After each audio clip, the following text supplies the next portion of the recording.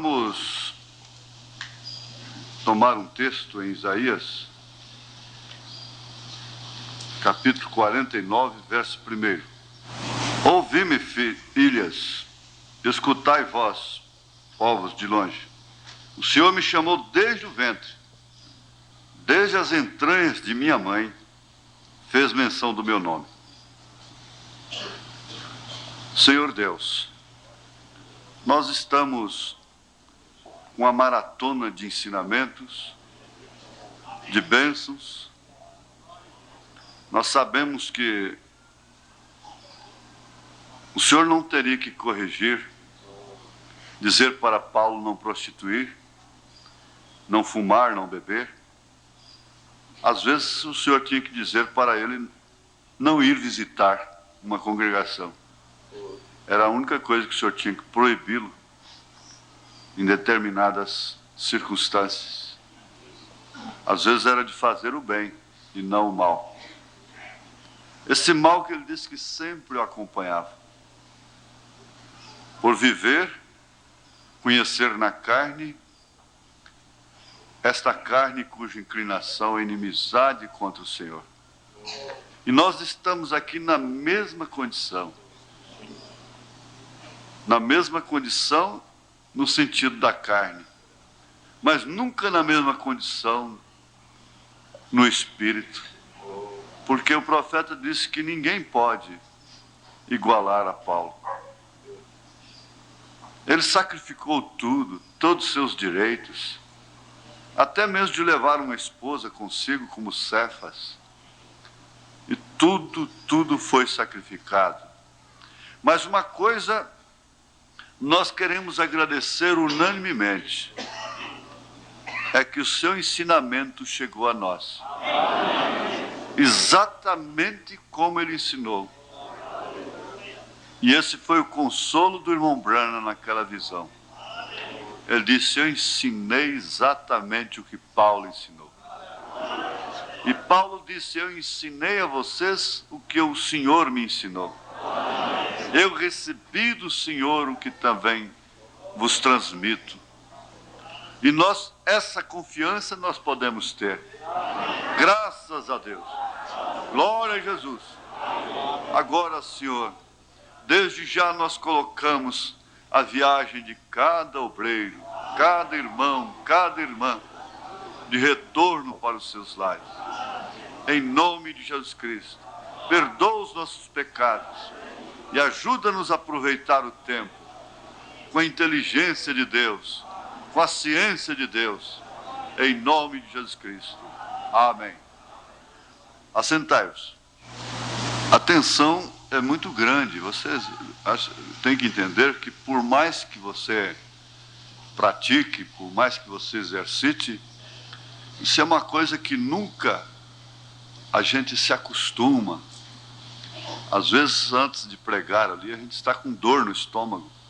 E não é de fome. Dá aquele queimor, aquela... E você fica agitado, não é? Então, tem que haver, como o profeta fazia, às vezes, um período,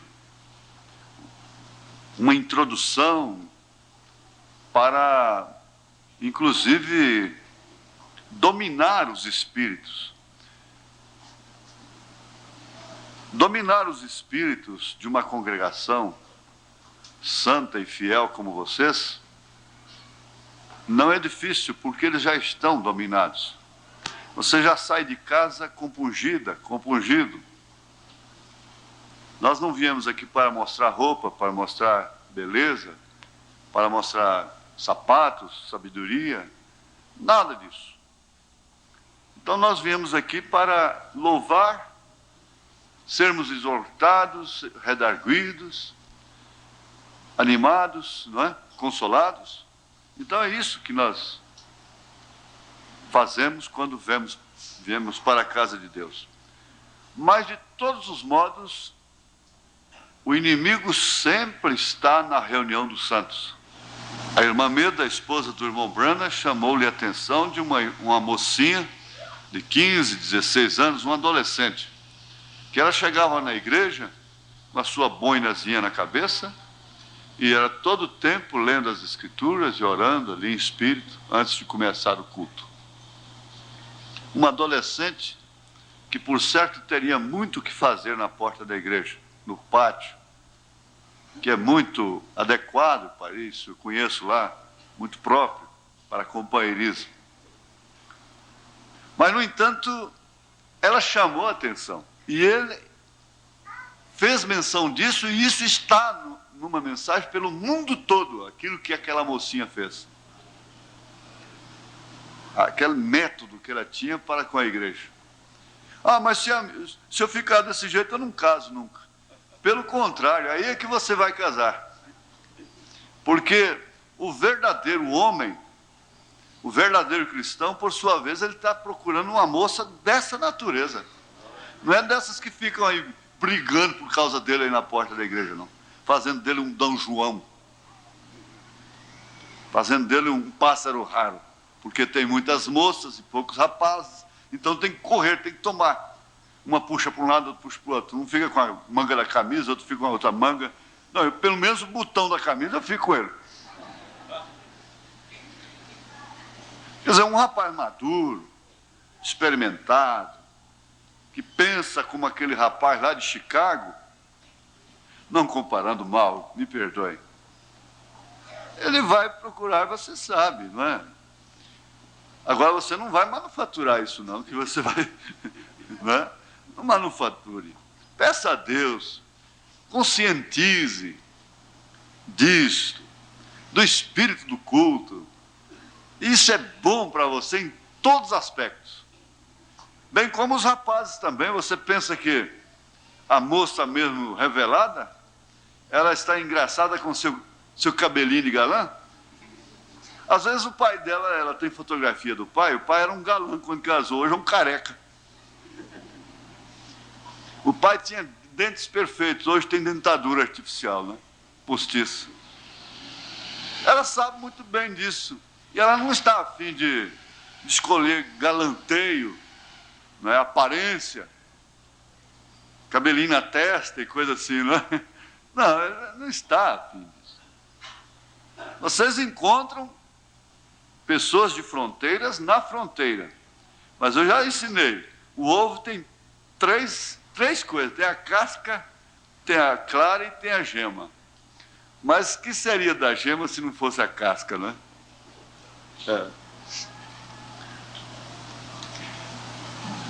O sacerdócio. Eu quero pedir o pastor Adil para sentar aqui perto, ele já está aqui. E, se ele quiser, pode dar seu bom dia para São Paulo também. Ele fazer uma leitura aqui que está em Êxodo 40, verso 15.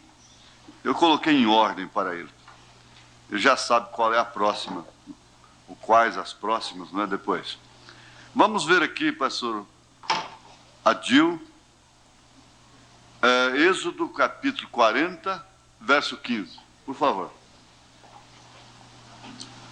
E os ungirás como ungiste a seu pai, para que me administrem o sacerdócio, e a sua unção lhes será por sacerdócio perpétuo nas suas gerações. Amém? Então nós já começamos a entender uma coisa. Vamos chamar isto, não vai sair por uma doutrina aí que Jesus tem uma noiva que são os membros e outra noiva são os pastores. Não. Mas vamos chamar isso de árvore sacerdotal. E que Deus sempre, desde o princípio, Ele ordenou dessa forma. Isso é tanto verdade que quando um rei quis fazer isto, ele ficou leproso. Isaías 6. E outros que tocaram nisto, a não ser Davi, que fez coisa que somente o sacerdote podia fazer, como um tipo de Cristo, e não morreu. Mas outros morreram. O que, na verdade, já vai conscientizando aqueles que almejam pastorado, o ministério, de que Deus teve uma ordem lá no Velho Testamento que é um tipo. Havia uma família, havia uma tribo que tinha que se contentar com o Senhor. Ela não podia ter terra, fazenda, ela não podia ter edifícios, ela não podia ter nada, ganhar dinheiro fora daquilo. Ela se contentava, vocês sabem que eu estou citando a Escritura da maneira certa. E daquela tribo, então, era tirado o sacerdote. Tinha que ser especificamente. Isso quer dizer que ele teria que ser predestinado para ser, com condições.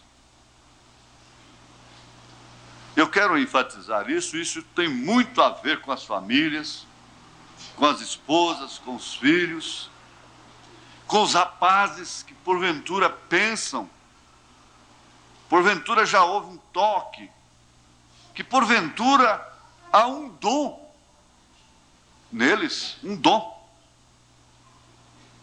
Então são coisas que você vai olhando. Eu quero dar um exemplo aqui. Isso tem uma lição geral, mas tem uma lição sacerdotal. Respeitando a memória, a ausência, pelo menos, de tal pessoa. Mas o pastor Amâncio estava noivo muito antes de conhecer a mensagem, muito antes de conhecer o nosso trabalho. Isso tem mais de 15 anos atrás, porque ele está com o quê? 70, irmão? 65? Então tem mais de 15 anos. Ele acabou com o noivado na hora, quando ele viu a maneira que a sua noiva tratou a sua mãe. Agora você sabe o que era isso? Era Deus tendo compaixão de quem ele tem compaixão. Tendo misericórdia de quem ele tem misericórdia. Isso é a predestinação. Porque um rapaz com conhecimento parco, mas na verdade com um leito que é um exemplo, essa família é um exemplo. É uma família distinta, é uma família de cor, mas não, tem que tirar o mas. É uma família de um lugar especial no coração de cada um de nós aqui. Vocês sabem disso. Toda a família. Então a gente vê aí a predestinação, e ele mais tarde ficaria viúvo. Mas Deus lhe daria uma outra esposa que é o papel carbono da primeira. Não é verdade, pastor? Acho que está lá no Japão essa hora. Ah, está ali. Não é verdade? Agora, isso aí nos é respondido, por isso que eu falo, tem que haver critério. Quando nós fazemos determinadas escolhas, nós refletimos um mau caráter. Tanto a mulher como o homem. Nós refletimos uma personalidade deformada. Porque Deus dá sinais. E um pequeno sinal, quando o homem está orando, a moça está orando, é tudo. Mas eu já disse aqui, pode passar um filme para ela do futuro, do que ela vai passar, ela vai casar-se do mesmo jeito. Eu quero dizer aqui, moças, o casamento misto pior que está havendo, se você casa com um moço que não é crente, é uma coisa maligna. Esteja certo de Deus, parágrafos 6 e 7. É uma coisa maligna que você vai fazer. Aquele casamento misto. E 2 Coríntios capítulo 6. Desde o Velho Testamento. Agora, se você casa, está bem, você comete essa coisa maligna. Aquele rapaz pode até um dia se converter. Tudo bem. Mas se você casa com um rapaz que está metido com pastores que não são desse companheirismo, metido em doutrinas perversas, que vivem difamando, porque há muitos pastores que estragam membros, dando-lhes companheirismo que um sacerdote não deveria dar. E daqui a pouco esse membro está tirando oferta, mandando para ele, tirando dízimo, mandando para ele, e essa coisa toda. Você não deve ter nenhuma amizade mais forte do que aquela que você tem com sua esposa, com seu marido. Você não deve ter nenhuma amizade mais forte, nenhuma confiança, nenhum melhor tratamento mais forte do que aquele que você tem com o seu pastor.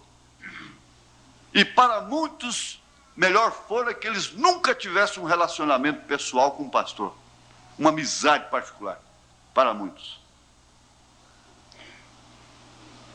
Você que casa com um moço que não está enquadrada nesse espírito, que você está fazendo uma coisa super maligna, não é maligna não. E tem uma coisa, não vai ter jeito não, porque o descrente um dia pode se converter, mas esses marcados por essas doutrinas de grupos da mensagem, que o irmão Branham mesmo disse, que são piores do que as denominações, esses nunca se converterão. Mas tudo isso envolve, em relação ao homem, a predestinação, o caráter, o critério, a personalidade. Então, às vezes, a gente diz, você pode ouvir uma pessoa dizer, isso foi falta de caráter. Ele está se referindo quando ele fez a sua escolha, quando ela fez a sua escolha. Isso não quer dizer que ele não tenha caráter, que ela não tenha caráter. Mas aquela escolha faltou o caráter. E o sacerdote, voltando agora para dentro do assunto, o sacerdote tem uma unção perpétua. Foi o que ele falou. Quando essa unção vem, quando este homem estava realmente na árvore sacerdotal, não há nenhum mal que possa impedir aquele ministério. Nada impede, nada pode barrá-lo. Quando Deus vê a hora certa, que ele não pode prosseguir, ele quebra o pescoço dele. Ele mata como matou Moisés. Ele recolhe. Mas um deputado federal tem imunidade. Pode carregar arma, pode fazer isso, pode fazer aquilo. Um senador tem imunidade. Não pode ser preso. Espera aí. Um sacerdote tem imunidade. O que é que ele vai fazer com esta arma na mão? O que é que ele vai fazer com esse ofício? Está bem, isso é individual, nós vamos chegar lá. Vamos pensar aqui em Isaías capítulo 1, verso 1 e também o verso 5. Faz favor. Você lê o primeiro e depois... Isaías 49? 49. Ouve-me, ilhas, e escutai vós, povos de longe. O Senhor me chamou desde o ventre, desde as entranhas de minha mãe, fez menção do meu nome. Agora veja o versículo 5. E agora diz o Senhor, que me formou desde o ventre para seu servo, que lhe torne a trazer Jacó, mas Israel não se deixou ajuntar. Contudo, aos olhos do Senhor serei glorificado, e o meu Deus será a minha força. Amém.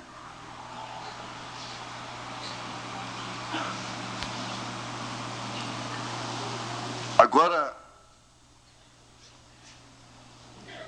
é meio difícil, mas nós não temos que nos perturbar com o sermão vem depois. O ensinamento você tem que refletir, tem que parar, tem que olhar, tem que prescrutar. Há uma determinada escolha. Você não vai enquadrar ninguém. Ninguém, absolutamente ninguém. Neste quadro aqui. Mas há sacerdotes que são tirados das pessoas mais baixas. Em 1 Reis, capítulo 12, verso 31, alguém fez essa loucura. Também fez casa dos altos e fez sacerdotes dos mais baixos do povo, que não eram dos filhos de Levi. Agora, por favor, continua. Capítulo 13, verso 33. Depois destas coisas, Jeroboão não deixou o seu mau caminho. Antes dos mais baixos do povo, tornou a fazer sacerdotes dos lugares altos. A quem queria, lhe enchia a mão. E assim era um dos sacerdotes dos lugares altos. Agora, vamos notar o seguinte. Lá no Novo Testamento, Paulo disse: tendo comichão nos ouvidos, amontoarão doutores para si conforme as suas próprias concupiscências. Exatamente a coisa corre em paralelo, em linha. Por quê?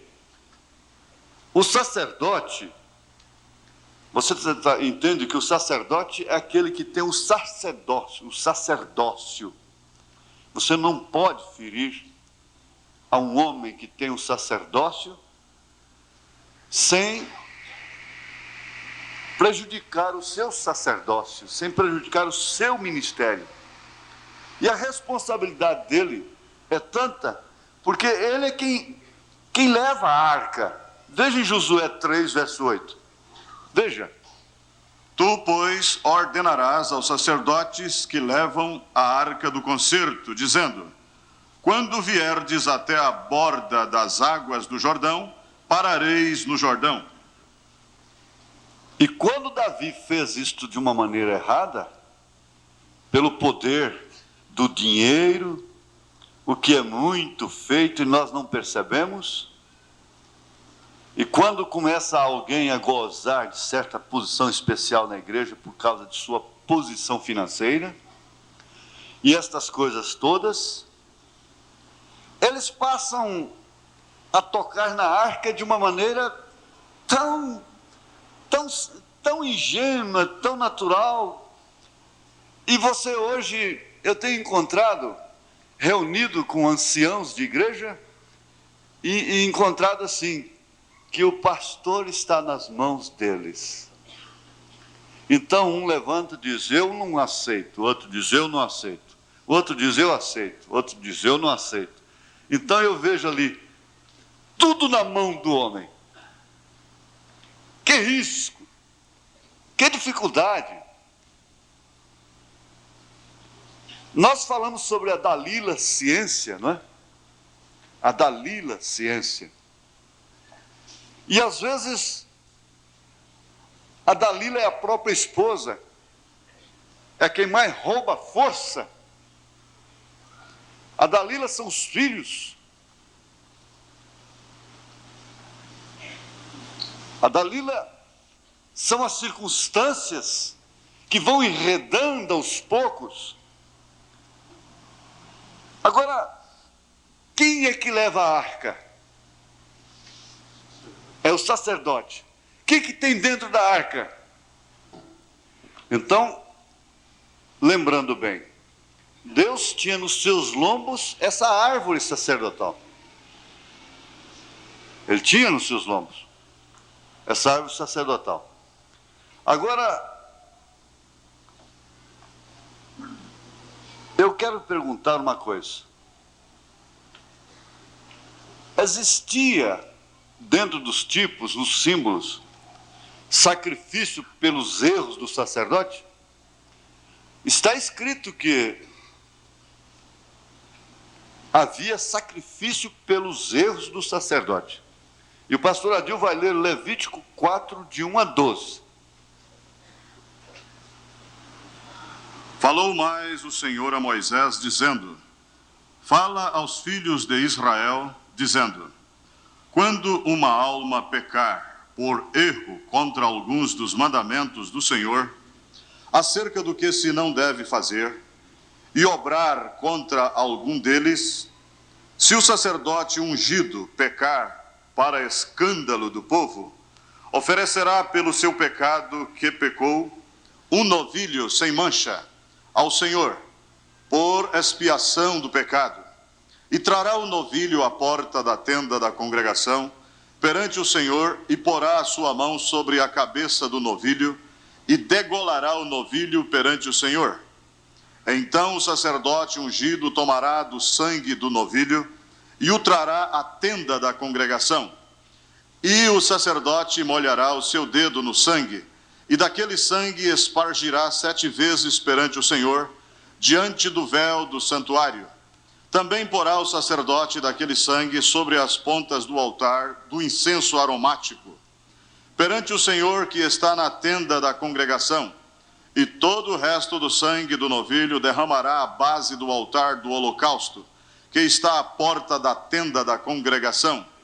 E toda a gordura do novilho da expiação tirará dele, a gordura que cobre a fressura, e toda a gordura que está sobre a fressura, e os 2 rins, e a gordura que está sobre eles, que está sobre as tripas, e o redenho de sobre o fígado com os rins tirará, como se tira do boi do sacrifício pacífico, e o sacerdote a queimará sobre o altar do holocausto, mas o couro do novilho e toda a sua carne, com a sua cabeça e as suas pernas, e as suas entranhas e o seu esterco, todo aquele novilho levará fora do arraial a um lugar limpo, onde se lança a cinza, e o queimará com fogo sobre a lenha, onde se lança a cinza se queimará.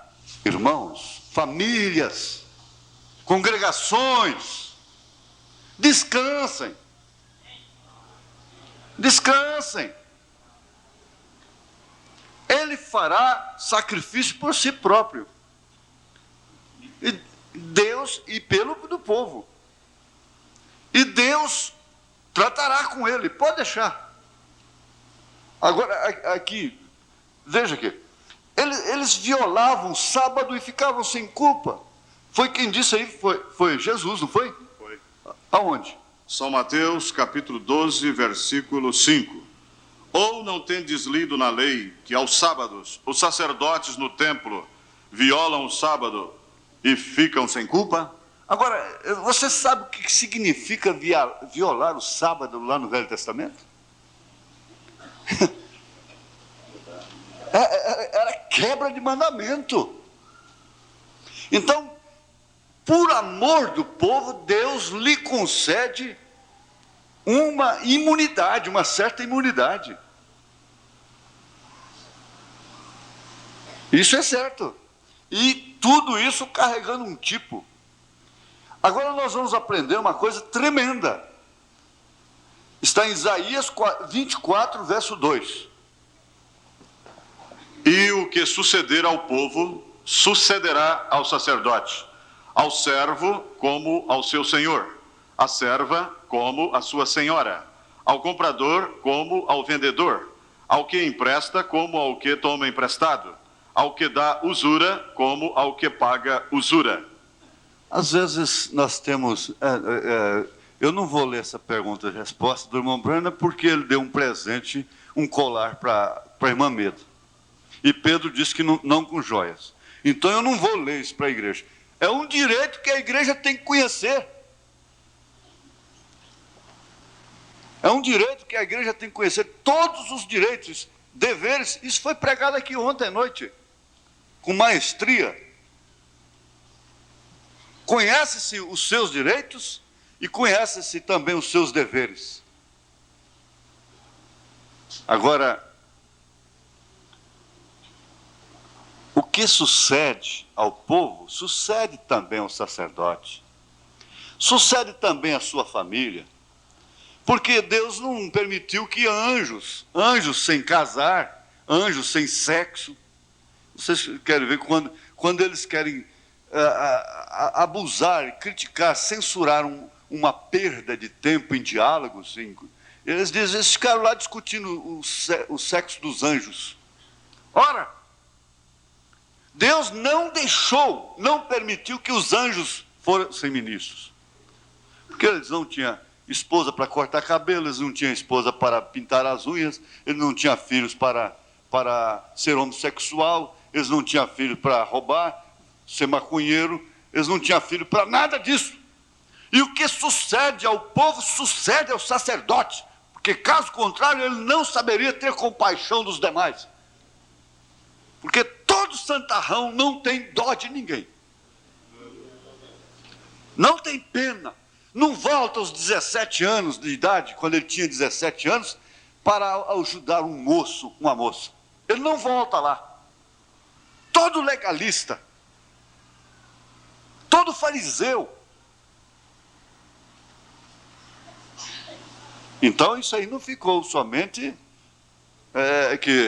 agora o sacerdote tinha família. Ele tinha família. Ele tinha filhos. Eli quebrou o pescoço porque ficou só repreendendo os filhos, não tomou posição.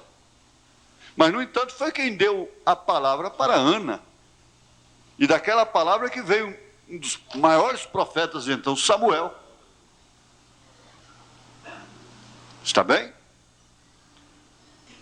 Então, eu não vou demorar nesses detalhes, porque você sabe que isso aqui daria um vasto tempo. O que sucede ao povo sucederá ao sacerdote. E outra coisa, até o sacerdote e o profeta erra quando se embriaga. Vamos ver Isaías 28, 7. Mas também estes erram por causa do vinho, e com a bebida forte se desencaminham. Até o sacerdote e o profeta erram por causa da bebida forte. São absorvidos do vinho. Desencaminham-se por causa da bebida forte. Andam errados na visão e tropeçam no juízo. Espera aí. Se embriaga somente com vinho? Ontem nós ouvimos no filme do irmão Brennan aqui, se você tem um carro, pode ser um ídolo. Uma casa pode ser um ídolo. E a idolatria embriaga.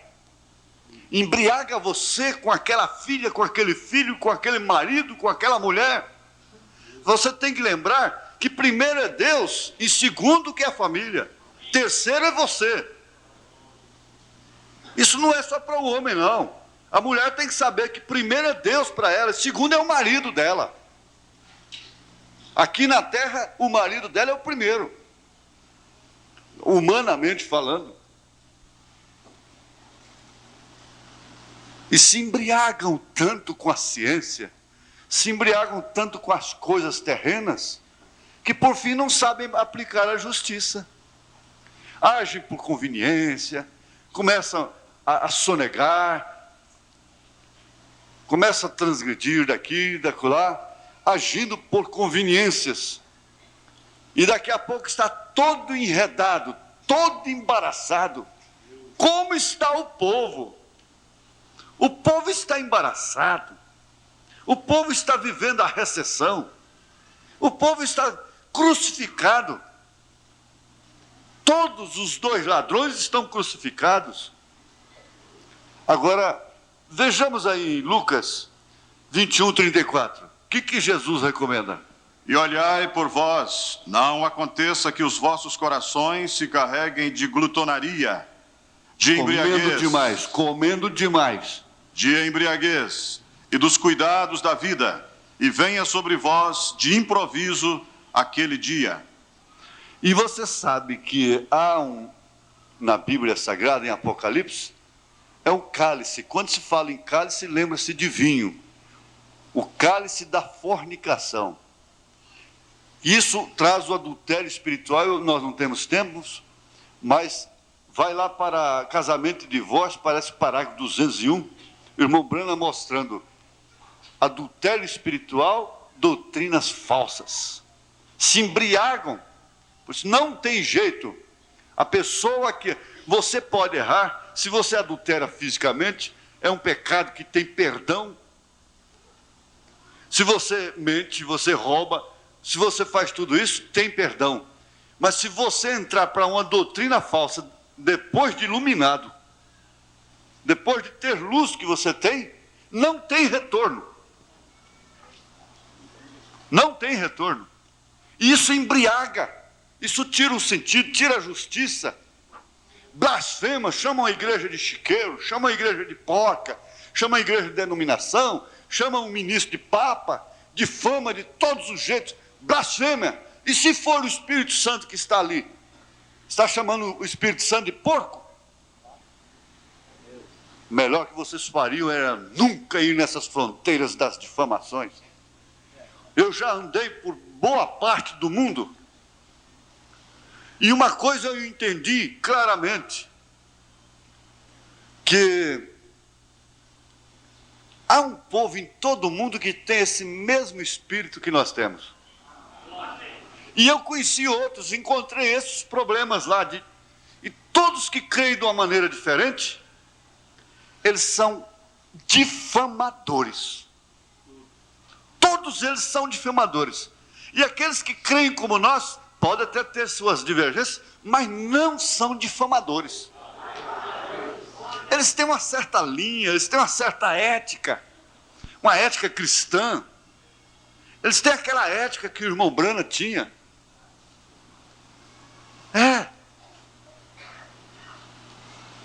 Você vê que coragem tiveram de dizer a respeito de um homem que Deus fez e perdeu a forma, segundo as palavras do irmão Brana. Jogou tudo por cima daquele homem de bom. E o irmão Brana sabia o que o irmão Neville ia sofrer, ia passar. Eu vi o irmão Neville na cadeira de rodas. E uma pessoa, com todo respeito, eu faço menção disso, falou para mim: irmão Neville está na cadeira de rodas porque não crê na ressurreição do irmão Brana.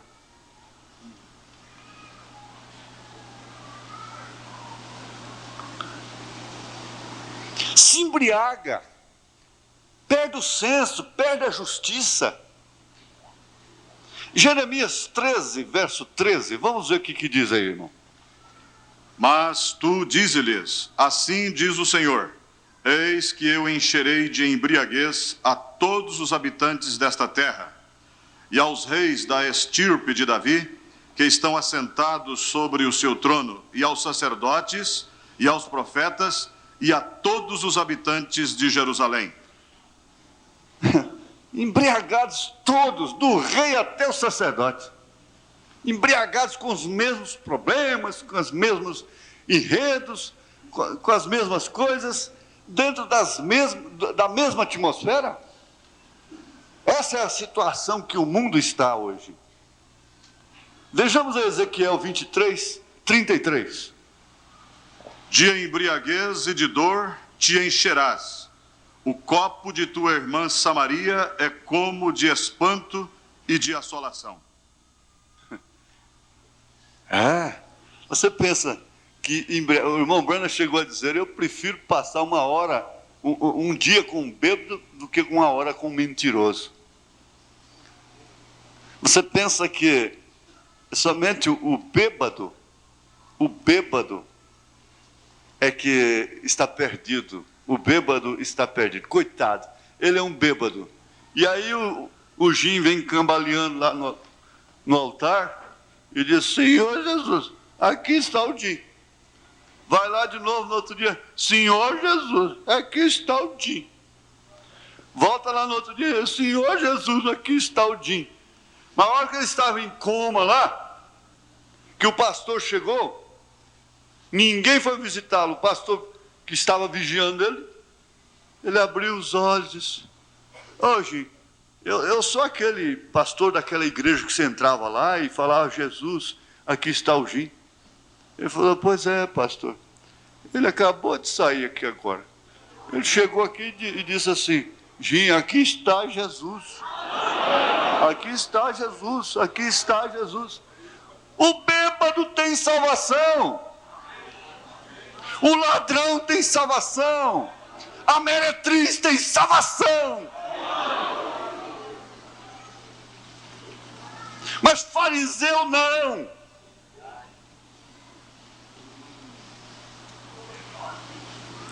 Fariseu não. Eu fico pensando, o que seria de nós? Veja só, se não fosse o pecado de Davi, na Bíblia não tinha um Salmo 51. Não tinha um Salmo 51. Irmão Sid Jacques disse lá na Alemanha, ai de nós se não fosse a carta de Coríntios.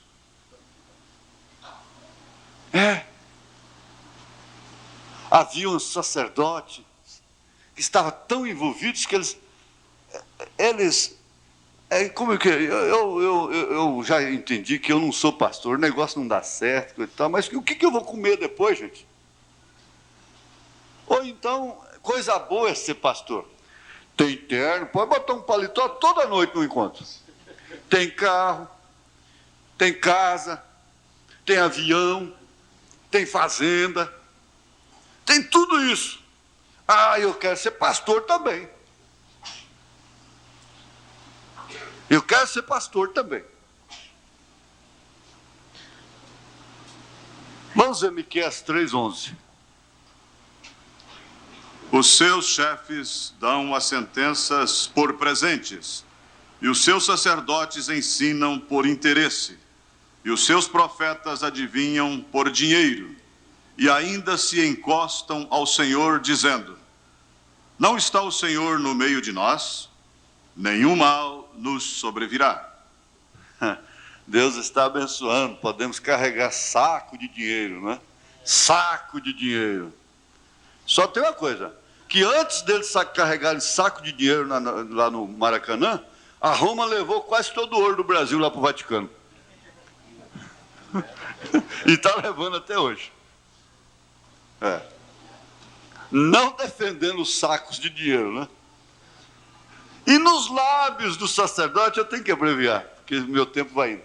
Os lábios do sacerdote têm a vida de cada obreiro nas mãos. Nos lábios do sacerdote tem a vida de cada pessoa. Nos lábios do sacerdote tem a vida, tem a estupidez, a ignorância, tem tudo isso, não é? Mas vamos ver em Malaquias 2:7. Malaquias 2:7. Porque os lábios do sacerdote guardarão a ciência, e da sua boca buscarão a lei, porque ele é o anjo do Senhor dos exércitos. Então é aí que tem a coisa. Pregar aqui é pregador. O sacerdócio está lá na hora difícil. O sacerdócio está na hora difícil. Na ciência para ensinar, para ajudar. Na ciência para botar fim ao alvoroço. Você sabe que o irmão Branham não fazia alvoroço com notícia nenhuma? Mas quem disse foi ele. Ele disse, se Deus se tirar a mão de misericórdia de mim, eu entro por um caminho muito pior que ele. Agora fica parecendo que estamos em defesa de alguma coisa? Não! Nós estamos em defesa do povo. Oferece por si mesmo e pelo povo.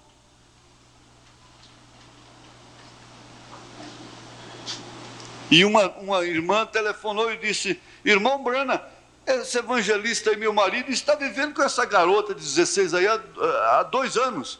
Ele disse, ore por ele, irmã. E botou o telefone lá, no gancho. Como diz, desligou o telefone na cara dela, não é? Ela poderia sair dizendo, esse homem está acobertando isso. É que ele sabia perfeitamente que Deus cuida. Ele esperou 2 anos. Olha, o irmão Branham não aceitava pedir dinheiro. Ele não aceitava, ele punha para fora. Ele suportou 2 anos, um de seus diretores, vendendo cartão de oração. Eu fiz exemplo Você já pensou aquele ministro que morreu de câncer, dono de uma das maiores fábricas de brinquedos do país? Soubesse que um pastor desse, ou eu, o pastor de São Paulo, ou de qualquer cidade, ou aquele homem lá, para receber a oração dele, tem milhares na frente. Tem que ter um cartão de oração. Eu tenho um aqui, mas custa $5.000. Ou 5 milhões de dólares. Vamos supor. Ele daria na hora. E ia e seria curado. E o irmão Branham, sabendo disso por 2 anos.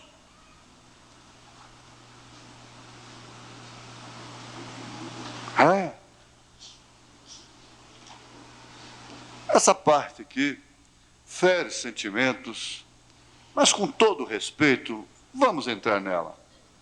Me pega aqui, por favor. O parágrafo 185. 185. Aí envolve a predestinação, aí envolve muitas coisas. Faz favor, leia. O sacerdote, o pastor, não pode casar-se com moça que já foi tocada por outro homem. Nenhum pastor pode casar-se com uma viúva. Você sabia disto? Vocês querem ler isto? Está bem? Você procura em Levíticos, capítulo 21, verso 7, Ezequiel 44, verso 22, e isto irá mostrar-lhes que os pastores não podiam casar com uma mulher que tinha sido tocada por homem. E isto é um tipo da noiva virgem de Jesus Cristo, porque eles lidavam com o fogo de Deus, os sacerdotes, os filhos de Arão. Não temos tempo para ler tudo disto e sair lá. Obrigado, irmão. Agora, você vê,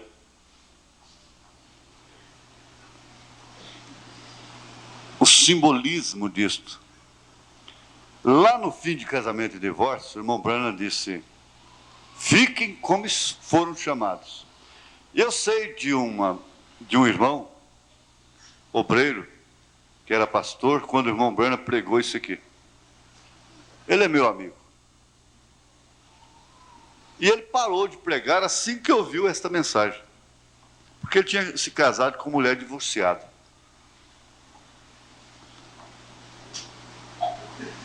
E passado um determinado tempo, ele era amigo do irmão Branham, ele foi tratar de um outro assunto com o irmão Branham. Não em relação àquilo, ele não discutiu. O profeta falou, acabou. Aí disse que, quando ele estava conversando com o irmão Branham, a visão veio para o irmão Branham, a revelação. Disse: por que você parou de pregar? Ele disse: por causa da mensagem, casamento e divórcio. Ele disse: não, eu não mandei você parar. A mensagem não mandou você parar. A mensagem falou para você não fazer isto mais. Não faça isto. Não faça isto. Isso aí tem uma diferença muito grande. Não faça isto mais. Então cabe aos jovens que almejam o ministério se familiarizarem com esta escritura, com esse parágrafo 185, e a menos que ela tenha sido esposa de um sacerdote.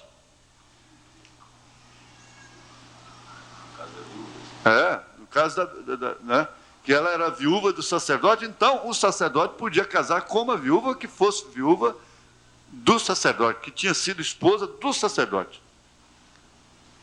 Então agora vamos chegar ao final, porque o outro período, a gente pregar dessa forma é custoso ensinar, não é?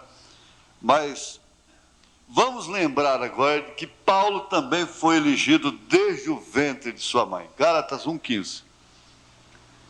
Eu não te dei, não, né? Aí ele disse: mas aprove a Deus que desde o ventre de minha mãe me separou e me chamou pela sua graça. Agora, você tem que entender o seguinte: o que fazer com um homem que foi chamado desde o ventre de sua mãe para ser um pastor?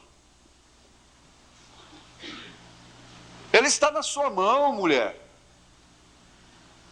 esposa. Ele está na sua mão, filhos. Aqui não é um estudo de indireta, de carapuça para ninguém, não. Ele está na sua mão. Está bem. Jesus esteve nas mãos de Pilatos. Que farei de Jesus chamado Cristo? Mas uma coisa tem que ficar sabendo, vocês têm que ficar sabendo, que se esse homem foi escolhido desde o ventre de sua mãe, está na árvore da predestinação de Deus, aí é onde eu digo, é por isso que a mulher de Wesley fazia até campanha contra ele, mas não pôde impedir o ministério de um mensageiro da era de Filadélfia. Vocês que vão ouvir as fitas, têm que saber que de uma forma ou de outra, Deus vai cumprir a sua chamada para com esse homem. Deus vai cumprir. Ele passa por cima, se ele tiver que matar, ele mata. Vocês não terão felicidades, vocês não terão paz. Uma casa que é chamada para ser santa, ela é um inferno se ela não for santa. Uma pessoa que é chamada para ser santa, se ela não for santa, tem uma coisa mundana, ela não tem que, ela não se acerta nunca. Ela não tem jeito, ela não tem paz, ela não tem felicidade. E você tem que entender, rapazinho, que sua casa foi chamada para ser santa, separada. Você tem que entender, mocinha, que você tem um pai nascido, escolhido desde o ventre da mãe dele. Você tem que entender isso, e não adianta, você só vai causar danos para si mesma, para ele. Mulher, você tem que entender, muitas delas dizem, muitas já disseram e dizem: ah, se eu soubesse que você ia ser pastor, eu nunca teria me casado com você. São muitas que dizem: se eu soubesse que você ia ser pastor, eu nunca teria me casado com você. E há filhos que têm vergonha de dizer: meu pai é pastor. Filhas que têm vergonha de dizer: meu pai é pastor. Se envergonhando do maior honra que existe na terra. Se envergonhando do maior privilégio que existe na terra. Isso é certo. Agora, para entrar em outro assunto aqui, se tratando de Paulo, eu temo pelo tempo, mas nós estamos numa maratona, haverá um pequeno intervalo, e faz de conta que nós estamos ainda encerrando o nosso período hoje, né, pastores? Nós vamos fazer isso, nós vamos encerrar o período hoje, né? Das reuniões internas, né? Esse Paulo, irmãos, carece um pouco, porque ele escreveu aos Romanos. Essa carta aos Romanos, ela tem um conteúdo tão profundo. Você sabe que ele escreveu 14 cartas, incluindo Hebreus. E ele selou o seu ministério com o seu próprio sangue. Selou o seu testemunho com o seu próprio sangue. Ganhei aqui um livrinho, os pastores que estavam aqui dentro parece que ganharam. um diplomazinho das crianças. Eu vou ser advogado preto aqui, da cor preta, né? Ele diz aqui, esse corinho. Ele diz aqui, significado das cores. Preto, pecado. Vermelho, sangue de Jesus. Branco, pureza. Amarelo, ruas de ouro. Tudo bem, é um corinho, então não dá sentido, tudo bem. Mas aí eu me lembrei de uma coisa. O pecado não é preto, não. Aqui, ó. Porque escarlata não é preto, escarlata é vermelho. Vinde então e argui-me, diz o Senhor, ainda que os vossos pecados sejam como a escarlata, super vermelho, eles se tornarão brancos como a neve, ainda que sejam vermelho como o carmesim, se tornarão como a branca lã. Vermelho com várias tonalidades, a escarlata e o carmesim. Ainda que sejam vermelhos. Mas está bem o corinho, né? Tudo bem, isso não tem nada a ver com coisa. E Paulo selou o seu testemunho com o seu próprio sangue. A tradição diz que ele foi decapitado em Roma e seu corpo enterrado nas catacumbas. Aliás, Pedro nunca foi em Roma. Paulo é que foi lá. Porque Pedro foi para a circuncisão e Paulo para a incircuncisão. E um padre escreveu assim, que o machado brilhava antes, o machado brilhava com o brilho do sol, né? O reflexo do sol, antes de ser ofuscado com o sangue do santo. Amputaram o seu pescoço com um machado. Mas nós vamos aprender alguma coisa aqui. O valor de uma boa notícia depende da fonte quem a deu.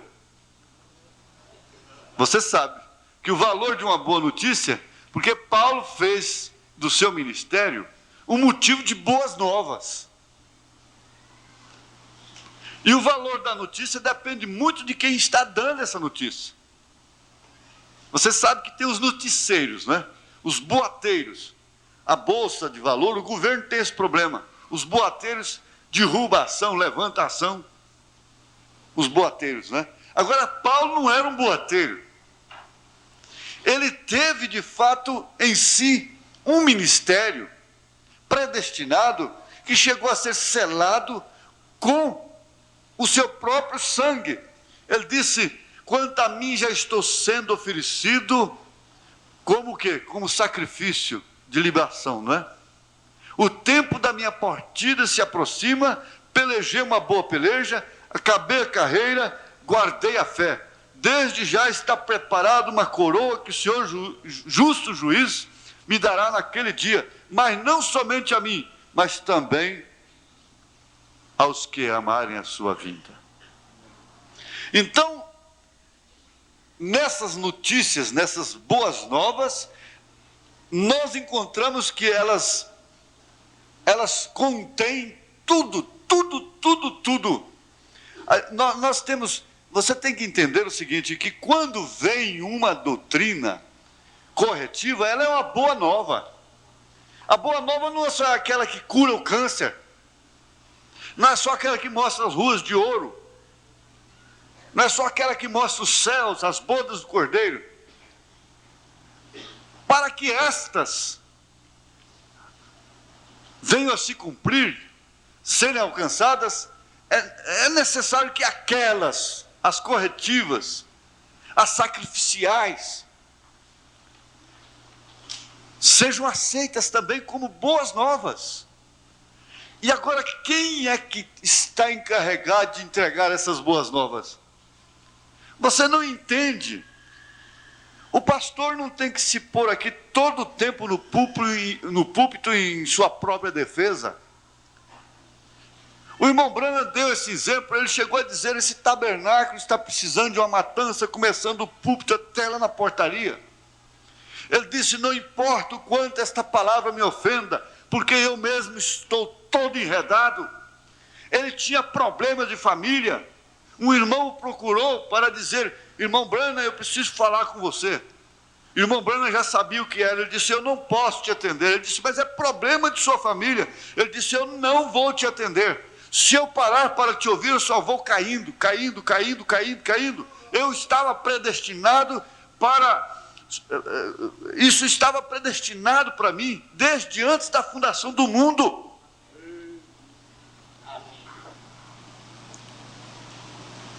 Dentro da dimensão humana, você tem que sofrer os problemas humanos. Lá nós não teremos problemas. Lá nós não teremos paixões contra as quais nós temos que lutar dia e noite. Elias era homem sujeito às mesmas paixões que nós somos.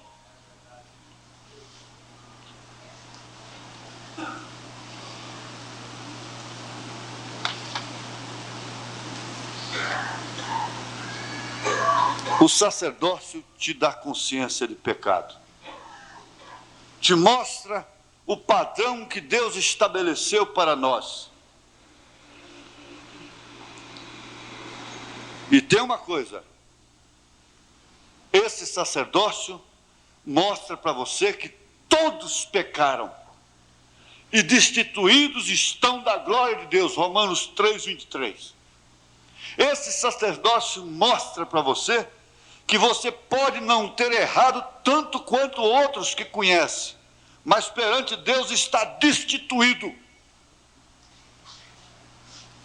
Esse sacerdócio mostra que somos todos pecadores, porque nascemos numa raça decaída.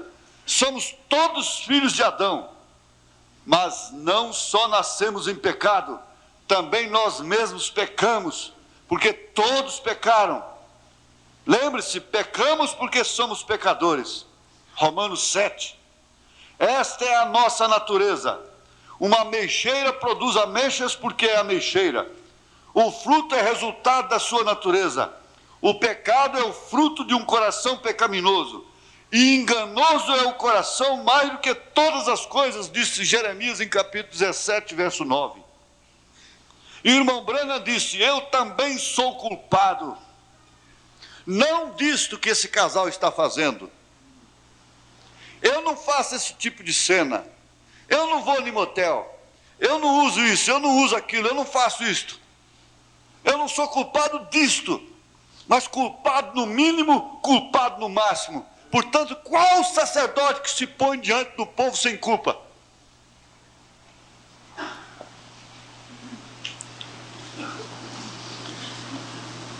Cristo só salva da pena do pecado. Digo, Cristo não só salva da pena do pecado, mas também nos liberta de uma consciência de culpa e do poder do pecado. Por isso nós precisamos dar mais valor no sangue de Jesus Cristo. O resultado do pecado é um sentimento de culpa que você está carregando toda a vida. E ele atua de uma maneira inconsciente e afeta todo o seu sistema nervoso. Você trai e passa 10, 20, 30 anos e aquilo está te afetando constantemente. E como uma filha de Deus e como um filho de Deus, você não vai para o inferno por causa daquele pecado. Você tem que purgá-lo aqui. E ele é extirpado mediante a confissão a quem você deve. Quando alguém transgride a lei, sente-se culpado e procura o que fazer? Esconder-se. Foi isto que Adão, o primeiro homem, fez. Uma consciência culpada carrega o medo do castigo. O pecador está sempre procurando fugir das consequências da lei transgredida.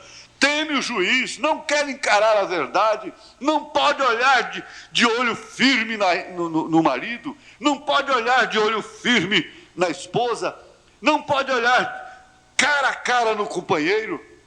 É por isso que os pecados do homem, sua consciência de culpa, o afastam da presença de Deus. Deus não precisa afastar o pecador. Ele próprio foge de sua vontade, ele próprio se afasta da comunhão, ele próprio vai embora Isso é o que vai acontecer no dia em que a ira de Deus for revelada.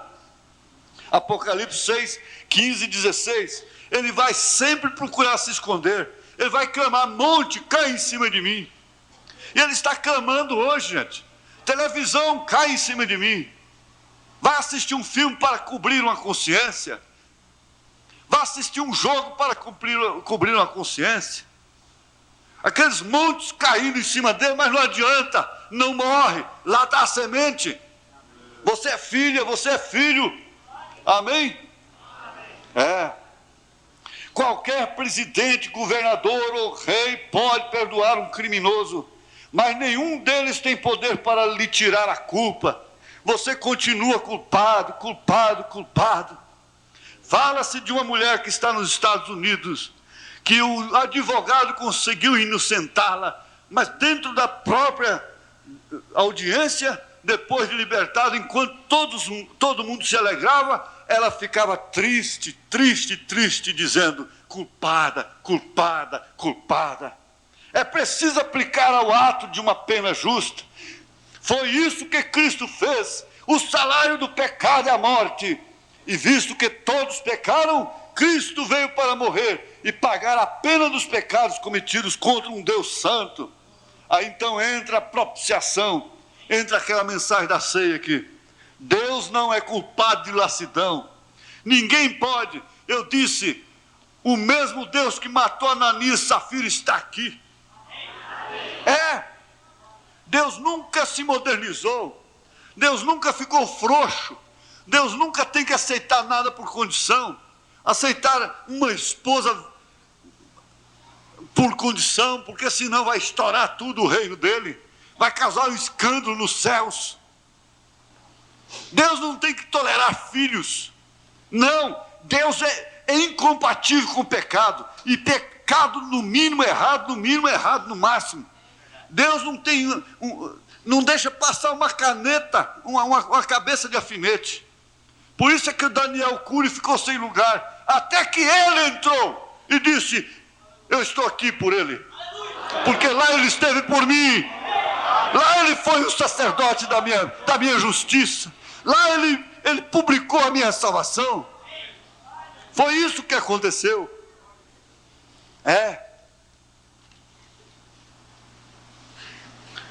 Você não tem que condenar aquela pessoa, ela já está condenada.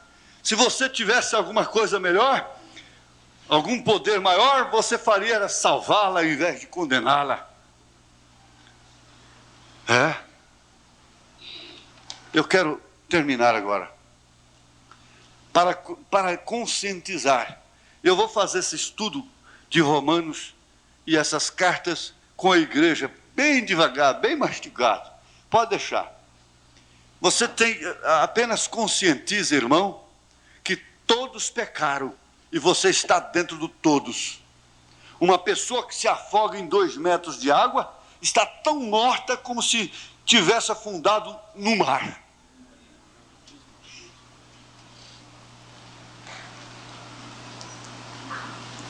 Esse tempo aqui em Aruanã, foi um pai e um filho com uma carreta enorme, uma Scania. E o rapaz pulou no Rio Vermelho, estava morrendo afogado.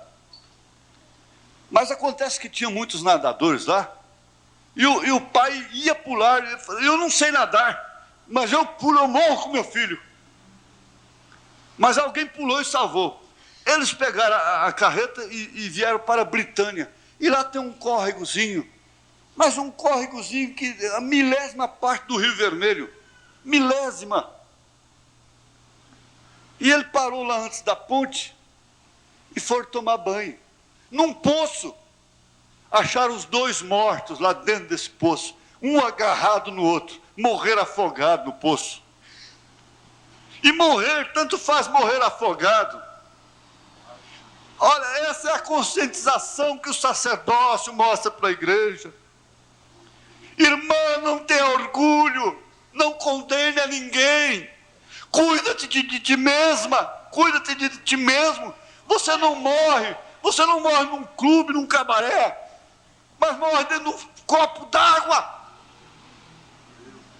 Morre na maledicência. morre no orgulho, morre no farisaísmo, morre no rego. Às vezes um cai no mar e não morre, outros caem num riozinho, num poço e morre. Jonas caiu no mar e não morreu. Jonas caiu no mar e não morreu. Outros caem num riozinho e morrem.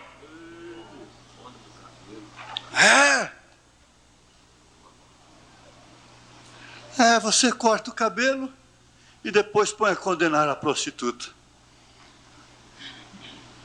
Um criminoso pode estar no fundo de uma mina e você lá no pico da mais alta montanha, mas você é tão incapaz de tocar nas estrelas quanto ele. Você aqui está mais alto do que ele, mas você é tão incapaz de botar a mão numa estrela como ele, que está mais baixo do que você aqui. Você não pode alcançar a justiça de Deus, exigida por Deus, por mais que você suba. Por mais que você suba. Por isso que haverá um batismo coletivo. Eu vou fechar isso aqui e parar. Por isso que haverá um batismo coletivo. Essa pedra coroa vem coletivamente. Não vai ter ninguém lá embaixo e outro lá em cima. Não haverá nenhum necessitado. Amém, amém. Glória a Deus.